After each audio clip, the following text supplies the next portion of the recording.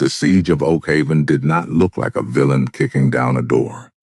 It looked like paperwork arriving faster than ordinary people could answer it. A wheelchair ramp blocked by inspection vans. A diner threatened over minor code issues after feeding children for years. A retired receptionist receiving a sudden tax reassessment. Parents getting private relocation calls from a vendor paid for de-escalation contacts. Clara Hayes understood the pattern before the billionaire did, because she lived close enough to feel each pressure point. She gathered timestamps, notices, call logs, and affidavits, then forced the whole pattern into one public record. Elias Thorne could no longer fix the harm with a statement. He had to testify against the system his own company had built. On the first Tuesday after the trust petition was filed, Clara arrived at the community center at 7:05 in the morning and found the wheelchair ramp blocked by two white vans. They were not parked carelessly. That was the first thing she noticed. Careless parking leaves angles, apologies, a driver rushing back with coffee in one hand. These vans were positioned with intention, nose to tail across the concrete ramp, leaving just enough space for a walking person to squeeze past and no space for a wheelchair, walker, stroller, or child. Carrying a nebulizer bag, men in gray jackets unloaded air monitors and metal cases from the rear doors. A third man photographed the front entrance as if documenting a crime scene. Richard Vance stood beside a black sedan, speaking into his phone. Clara walked toward him with her canvas evidence bag over one shoulder. "Move the vans," she said. Vance lowered the phone. "Good morning, Miss Hayes. Move the vans. We are conducting an emergency safety review based on a credible report concerning basement air quality. Then your first act in the name of safety was to block the accessible entrance." He glanced at the ramp, performing surprise. "That can be adjusted." It will be adjusted now. A man in a gray jacket looked to Vance for direction. That look mattered. Clara saw it. The inspector was not behaving like an independent public official. He was waiting for the corporate development officer to decide whether accessibility mattered. Clara took out her phone and began recording. For the record, it is 7:08 a.m. on November 9th. Two inspection vans associated with the emergency safety review are blocking the community center's wheelchair ramp. Mr. Richard Vance of Thorne Corporation is present. Vance's expression cooled. "You are escalating unnecessarily." "No," Clara said. "I am documenting accurately." Mrs. Gable arrived then, pushing a rolling cart full of breakfast snacks for the after-school pantry. She stopped at the blocked ramp. Her face went very still.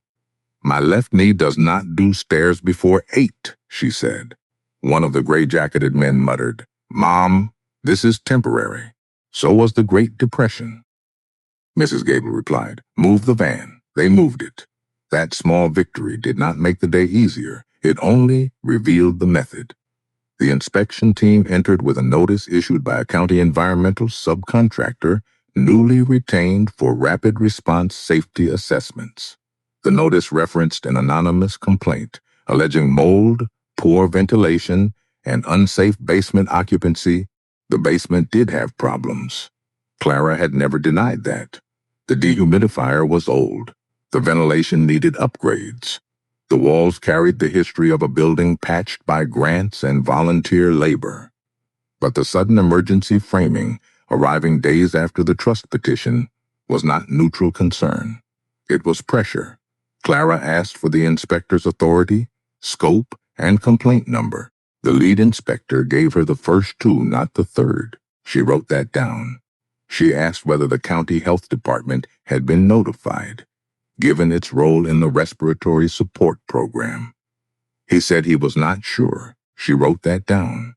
She asked whether the inspection would consider service interruption risk if the basement were closed. He said his job was air quality, not social work. She wrote that down too. Every answer became part of the pattern. By 9:30, the inspectors had placed monitors in the basement, photographed ceiling corners, and issued a preliminary restriction. No children downstairs until lab results returned. The county nurse, called by Clara, objected to immediate closure without a transition plan. Parents began arriving with questions. One mother had a lunch shift at the diner and no one to watch her son. Another had to choose between missing work and leaving her daughter with a neighbor who did not know how to handle an asthma flare. The harm was immediate. Exactly as Appendix F had predicted, Vance stood near the front doors, phone to his ear, face composed. Clara saw the strategy. If the building could be made unsafe, the company could claim the trust was protecting a hazard. If parents panicked, relocation offers would feel practical. If volunteers grew exhausted, the town might begin asking whether resistance had created the crisis. At 10:15, Elias arrived. He came without a car service, walking slowly from the inn with his cane, Lydia beside him, carrying a folder. His face tightened when he saw the monitors, the worried parents, the block-side entrance now cleared, and Vance waiting like a man who had already written the press statement. "What did you do?" Elias asked. Vance spread his hands. "Safety review. You insisted on truth. Here it is." Clara stepped in before Elias could answer. "Truth has a complaint number. Produce it." Vance looked at her. "You are not the regulator." "No. I am the person whose building you are trying to close without a transition plan." "Complaint number." Lydia opened her folder. "Richard, the litigation hold includes inspection referrals, vendor communications, and safety complaints related to Parcel 12C. If Thorne staff or contractors initiated this complaint, we need preservation now." Vance's eyes moved from Lydia to Elias. "You are letting staff speak like opposing counsel." Elias said. "She is speaking like someone who read the order I signed." The lead inspector shifted uncomfortably. That was when Clara understood something important. Not everyone carrying out a siege knows they are part of one. Some are simply following a work order with a narrow scope. The moral failure is often upstream, hidden in contracts and incentives. While the person at the door believes he is measuring humidity, she turned to the inspector. "We will cooperate with lawful testing. We also need your written basis for any occupancy restriction and the appeal or review process. Parents need a safe plan today." He nodded, now relieved to speak to a clear procedural request instead of corporate theater. "I can provide the temporary order and contact the county health director." "Thank you." Vance did not like that. Clara could tell because the conversation had moved out of performance and into process, where his smile lost power. The next 2 weeks became a war of attrition. It came from many directions, and every direction wore a reasonable mask. The diner that supplied hot meals for the after-school program received 3 health code inspections in 5 days. The owner, Thomas Bell, was cited for a cracked tile behind the freezer, a storage shelf set 2 inches too low, and a missing label on a container of flour. None of the violations had been mentioned in prior inspections. The mandatory correction fees totaled $4,800, due within 10 business days. Mrs. Gable received a property reassessment notice, claiming that her modest 2-bedroom house had tripled in value because of anticipated infrastructure development. The back tax estimate made her sit down slowly behind the front desk and take off her glasses with shaking hands. 2 volunteer board members of the Heritage Preservation Council received anonymous letters warning that trust involvement could expose them to personal liability. A parent got a voicemail suggesting that children would lose medical support if families continued to politicize the issue. 3 local businesses were contacted by a procurement consultant offering future Thorne vendor opportunities if they publicly supported Civic Grid. Each item alone could be dismissed. Together, they formed a map. Clara taped a large sheet of paper to the wall of room 204 and drew columns: date, target, pressure method, document, source, response. Leo built a digital version after school and color-coded the categories. Blue for official notices, Yellow for vendor contact, red for threats, green for financial pressure, gray for rumors. The wall filled quickly. This was Clara's genius, though she would not have called it that. She refused to let the town experience each blow as private shame. A reassessment was not Mrs. Gable's personal problem. It was a pressure method. A diner inspection was not Thomas's embarrassment. It was a pressure method. A parent's frightening voicemail was not proof they were weak. It was a pressure method. Once people saw the pattern, they stopped blaming themselves. That was why Vance's siege began to fail. On the 12th day, Elias sat with Clara and Lydia in the workshop annex because room 204 had been taken over by parents preparing written comments. Rain hammered the roof. The smell of solder hung in the air. Leo, across the room, repaired a donated printer that jammed every third page, muttering to it as if patience could shame machinery into decency. Lydia spread procurement records across the table. The community relations subcontractor is called North Star Civic Strategy, she said. Contract executed by Vance's office 3 weeks before the hearing. Bonus clause for stakeholder de-escalation contacts and relocation acceptance indicators. Call logs show contact with at least 17 parents after the no private offers pledge. Elias looked at the list. Who approved payment? Vance. Terminate. Lydia lifted a hand. Preserve first, then terminate. He closed his eyes briefly. Yes, preserve first. Clara watched that exchange. It was a small sign of learning, but she did not let it distract her. The call logs need to go to the audit. They will, Lydia said, and to parents whose names appear, with privacy safeguards. Good. Elias turned a page. The tax reassessments? Harder, Lydia said. Thorne did not issue them. But the assessor's office received a market impact memo from a consultant tied to the project incentive application. It inflated projected land values around the square. Clara tapped the paper. So the project that has not been approved is already raising taxes on people it may displace. Correct, Lydia said. Elias looked as if the sentence had struck him physically. Clara did not spare him. This is what happens when a billion-dollar plan enters a town with no margin.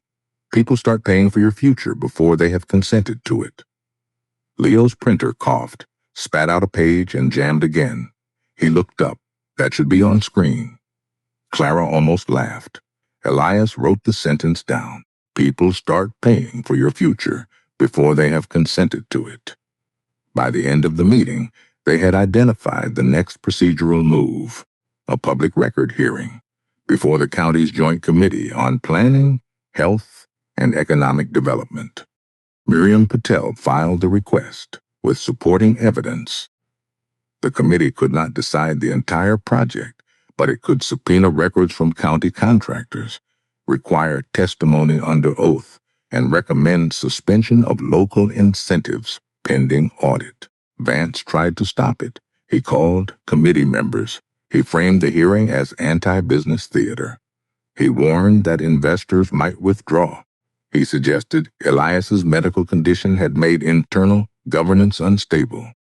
He used concern the way some people use gloves, to touch something dirty without leaving fingerprints. Clara responded by releasing the evidence index publicly, with private information redacted. No speeches, no insults, just dates, documents, and a plain language explanation of why each item mattered. The hearing was set for November 21st.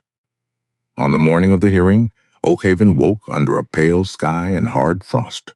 The county building stood in Milford, 40 minutes away, a squat concrete structure with metal detectors and fluorescent lights. A bus donated by the church carried parents, seniors, volunteers, and students. Thomas from the diner packed sandwiches in brown paper bags, despite his own inspection fines. Mrs. Gable brought a thermos of coffee, strong enough to qualify as a controlled substance. Leo carried a hard drive with scanned evidence and 3 backup thumb drives, labeled in his precise handwriting. Clara wore the same navy blazer she wore to parent-teacher conferences, because this was also a conference about whether powerful adults had done their homework. Elias arrived separately with Lydia and a lawyer who looked deeply unhappy to be there. He moved slowly through security. The guard asked him to place his cane on the belt, then realized the mistake and apologized. Elias said it was all right. But Clara saw his face as he waited on the other side, momentarily unanchored without the cane in his hand. He was paying in public now, not theatrically, but bodily. The hearing room filled quickly. Cameras from county news outlets lined the back wall. Vance sat at the corporate table with counsel, and he looked composed. That was his talent. Composure could make cruelty look like competence until someone placed the right document beside it. The committee chair, Supervisor Ellen Marquez, opened the session. This hearing concerns public record accuracy, potential service displacement, and pressure tactics related to the proposed Thorne Civic Grid campus and the Oakhaven Community Center. Witnesses will be sworn. Documents marked into the record will be retained by the clerk. Those words changed everything. Retained by the clerk. The story had moved beyond rumor, beyond private conference rooms, beyond Vance's ability to describe evidence as emotion. Clara testified first. She did not begin with pain. She began with the file. At 9:02 a.m. on October 24th, I downloaded the Civic Grid public packet. At noon, the posted file was smaller by approximately 3 megabytes. Appendix F remained listed in the index, but was absent from the document. I preserved both versions. She explained the center's functions. She identified the deed restriction. She submitted the health support logs with names redacted. She submitted the county nurse letter. She submitted photographs of the blocked ramp, the inspection notice, the diner citations, the reassessment notice, the vendor call summary, and the North Star bonus clause. Vance's attorney objected to relevance several times. Supervisor Marquez overruled most of them. Then came parent testimony. A mother named Alicia Romero described receiving a relocation support call from North Star the day after the no private offers pledge. She did not cry. She read the call time, the caller ID, and the exact phrase used. Your cooperation may help preserve services, she said. I work 2 jobs. I know what pressure sounds like when it is pretending to help. A retired veteran named Mr. Hahn testified that the center helped him file a VA appeal after 2 failed online attempts. He said the building was old, but the people inside knew how to keep older people from disappearing into systems that timed out. Mrs. Gable testified about the blocked ramp and the reassessment. Thomas testified about the inspections and submitted prior health reports showing no serious issues for 5 years. Each witness added a piece, not a sob story, a record. Then Elias was called. The room shifted as he stood. Cameras adjusted. Vance leaned toward his attorney. Lydia placed a folder in Elias' hand and whispered something Clara could not hear. Elias nodded, then walked to the witness table with his cane. He took the oath. Supervisor Marquez looked at him over her glasses. Mr. Thorne, did Thorne Corporation's public packet omit Appendix F from the version available at the time of the planning board hearing? Yes. Did Appendix F identify the community center basement as active health support space for children with respiratory needs? Yes. Did the executive summary describe the center as recreational come-under use? Yes. Was that description materially incomplete? Elias paused. The lawyer at the corporate table seemed to hold his breath. Yes, Elias said. The word was quiet, but it traveled. Marquez continued. Were you aware of the omission when you signed the cover certification? No. Do you believe that absolves you of responsibility? No. Vance's attorney stood. Objection. Calls for legal conclusion. This is not a trial. Overruled for purposes of governance testimony. Elias kept his eyes on the committee. I did not write the omission. I did build and lead the company in which the omission moved upward until it reached me as a clean summary. Responsibility does not vanish because harm was translated into professional language. Clara looked down at her notes. She had not written that sentence for him. That mattered. Marquez asked about North Star Civic strategy. Elias turned to the procurement record. The subcontractor contained a bonus clause tied to stakeholder de-escalation contacts and relocation acceptance indicators. I consider that incentive improper because it rewarded private pressure while public review was ongoing. I have ordered preservation of all call logs, payment records, and communications. I have also expanded the audit scope to include vendor incentives. Vance's attorney objected again, overruled again. Then Vance was called. He performed well at first. He spoke of economic distress, state tax credits, infrastructure needs, and the danger of allowing procedural imperfections to destroy opportunity. He described Appendix F as preliminary and the recreational label as shorthand. He insisted North Star's work was ordinary community engagement. He said safety inspections were necessary because Clara herself had raised concerns about the basement. Clara listened without expression. Then Supervisor Marquez asked him to read the bonus clause aloud. Vance's face changed slightly. Please read the highlighted language, Marquez said. He read. Contractor eligible for performance bonus upon documented stakeholder de-escalation contacts and relocation acceptance indicators among priority community segments. Marquez leaned forward. In plain English, Mr. Vance, what is a relocation acceptance indicator? Vance adjusted the page. It refers to signs that stakeholders understand and may accept proposed service transition options, such as a parent agreeing not to oppose relocation. That could be one interpretation. Was the public review complete when these calls were made? No. Had Mr. Thorne instructed that no private offers be made? I would need to review the timing. Lydia, from the audience, looked at Clara. Clara looked at Leo. Leo opened the evidence index and found the timestamp within seconds. Miriam Patel submitted the no private offers meeting minutes. Marquez read the timestamp aloud. The hearing room understood, not because someone had shouted villain, because the documents had aligned.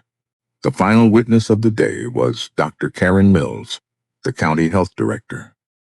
She had not been part of Clara's original circle, but she came after reviewing the logs and temporary restriction.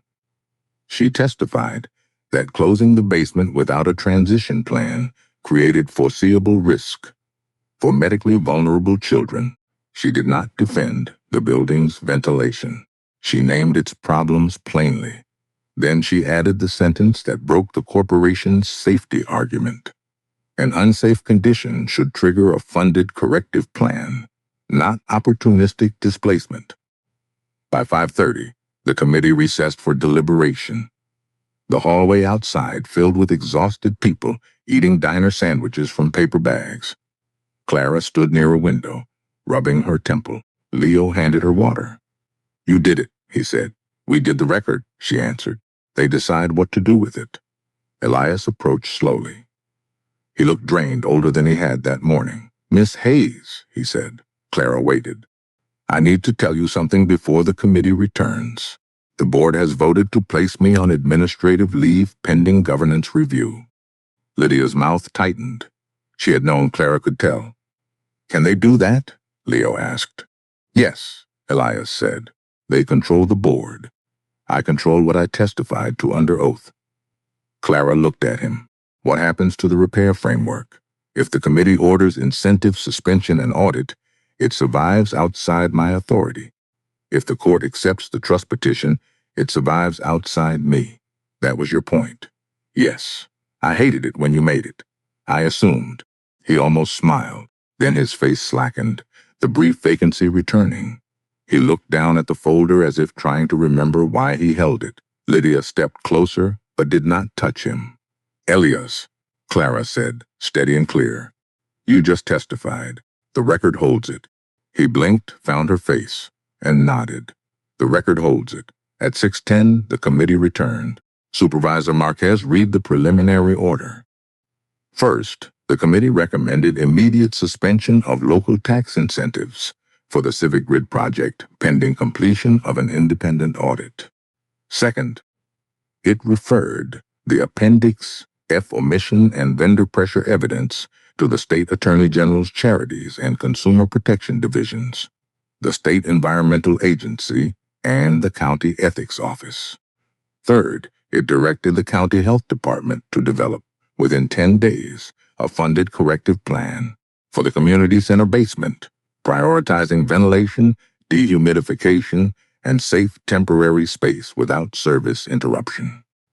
Fourth, it requested county court expedited review of the deed restriction and proposed Oakhaven Heritage Trust. Fifth, it required any corporation seeking future site control over civic use property to disclose active public services, deed restrictions, vendor engagement contracts, and service displacement plans in the first public packet, not after challenge. The room did not explode into cheers.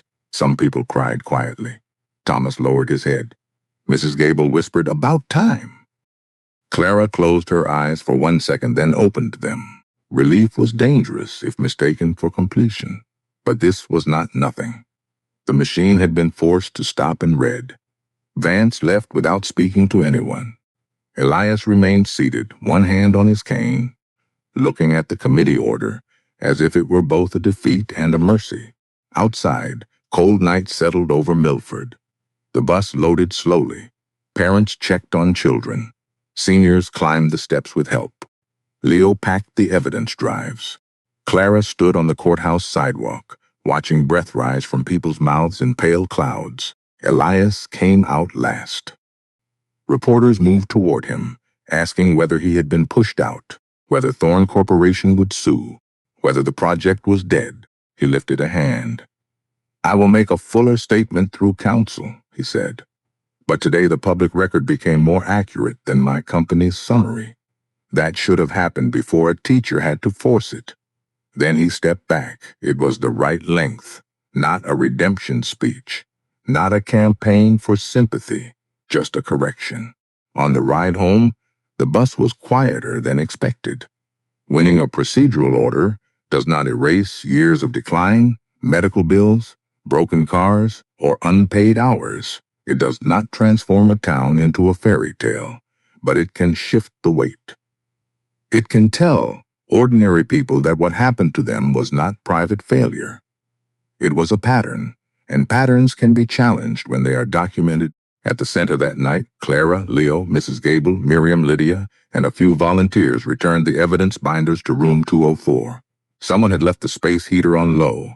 The room was warm, cluttered, alive. Leo erased the old whiteboard and wrote the next steps.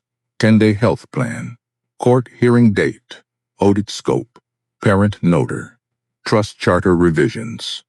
No private fill-ins. Clara watched him write. "You should be doing chemistry homework. I am learning applied civics. Your teacher may not accept that. My teacher is you. Unfortunately for you, I am strict." He smiled, then capped the marker.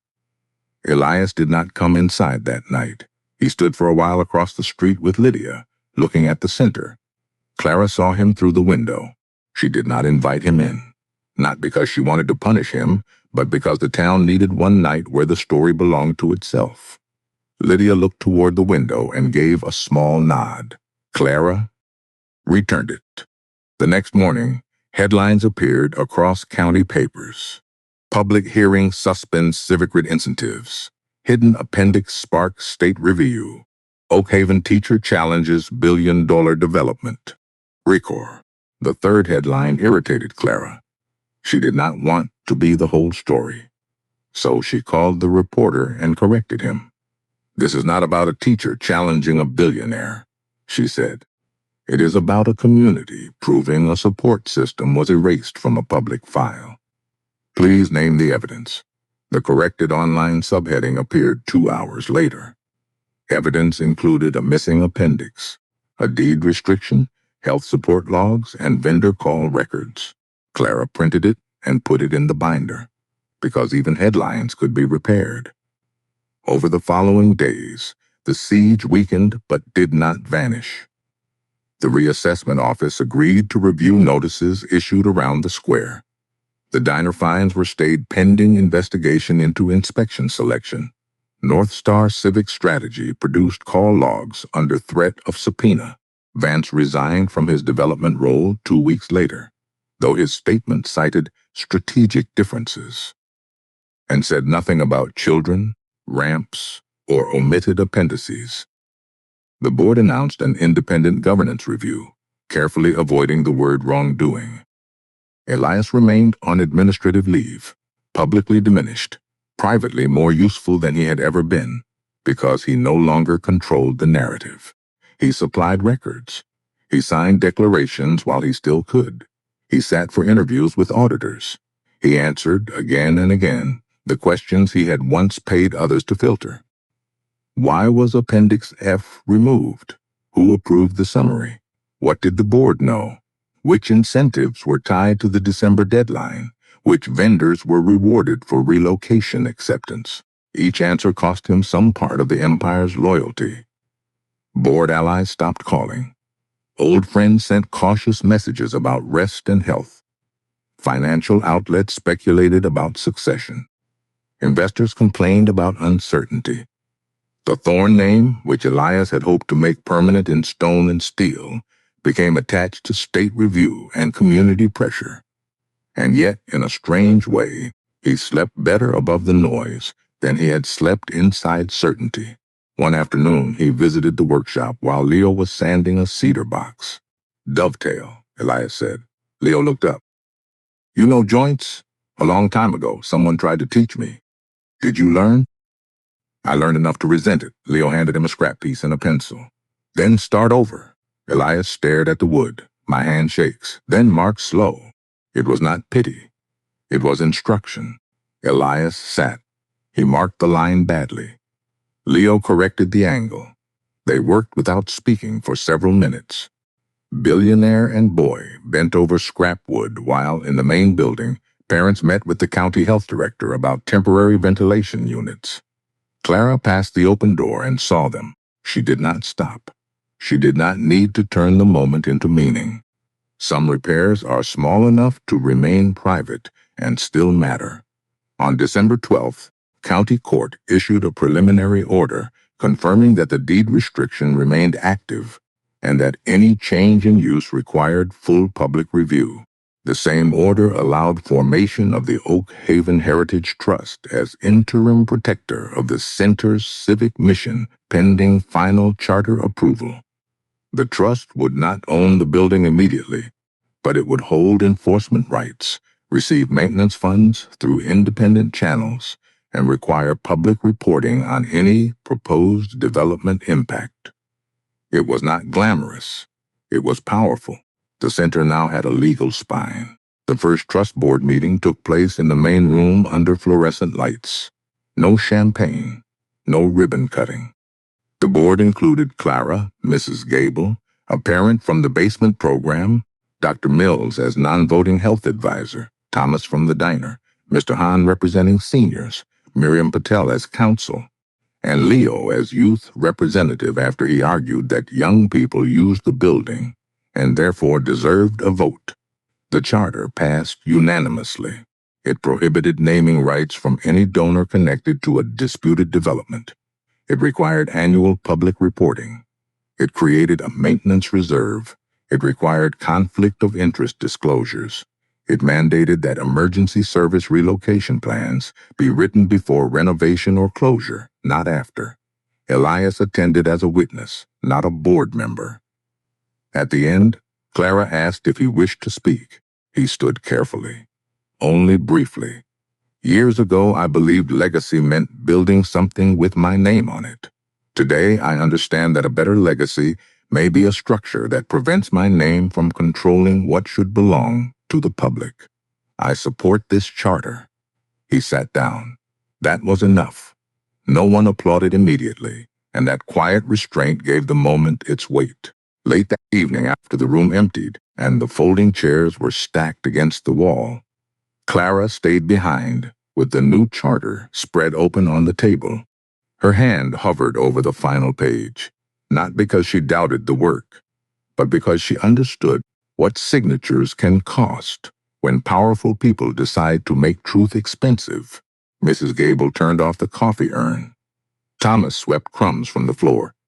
Leo checked the scanner twice and uploaded the signed pages to 3 separate drives, one in the center office, one with Miriam Patel, and one sealed in a plain envelope Clara would carry home in her coat pocket. No one called that heroic. They called it procedure. That was the point. Outside, Elias stood on the sidewalk and listened to the building breathe through its old pipes. For most of his life, he had believed a system was strongest when one decisive person controlled it from the top. Oakhaven had taught him something more difficult. A just system needed witnesses, boring records, public minutes, replacement plans, parent notices, maintenance reserves, and ordinary people stubborn enough to sit through meetings after work. It needed safeguards that did not depend on his memory, his wealth, his health, or his mood. It needed to survive him. Oakhaven was not saved by a billionaire, but protected by a public record, a court order, a trust charter, and a community that learned how to name pressure before it became surrender. Clara Hayes remained the moral center because she forced repair into writing. Leo kept the evidence alive because he understood that a small document can hold back a large machine.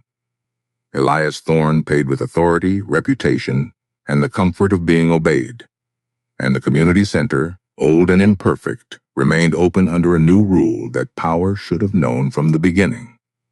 If you want to change a town, first you must tell the truth about who already depends on it.